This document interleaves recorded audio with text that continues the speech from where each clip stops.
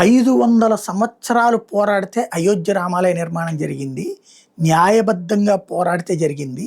దాని మీద ఆరోపణలు వస్తే ఒక స్పెషల్ ఇన్వెస్టిగేషన్ టీమ్ వేసాము. ఒక్క 15 రోజులు ఆగలేరా సెక్యులర్ హిందువులని అడుగుతున్నటువంటిది యోగి ఆదిత్యనాథ్. ఎందుకంటే మన దేశంలో సెక్యులర్ హిందువులని ఉంటారు. వీళ్ళు ఏంటంటే హిందువులకు వ్యతిరేకంగా ఎవరన్నా ఒక పాయింట్ రైజ్ చేయగానే ముస్లింలో, క్రైస్తవులో, లేకపోతే నాస్తికులో, హేతువాదులు వాళ్ళకంటే ఎక్కువగా వీళ్ళు రెచ్చిపోతారు. వీళ్ళు మంచోళ్ళు అనిపించుకోవడానికి, వీళ్ళు మేధావులు అనిపించుకో. ధర్మస్థల విషయంలో అట్లాగే కదా చెప్పుకొచ్చింది.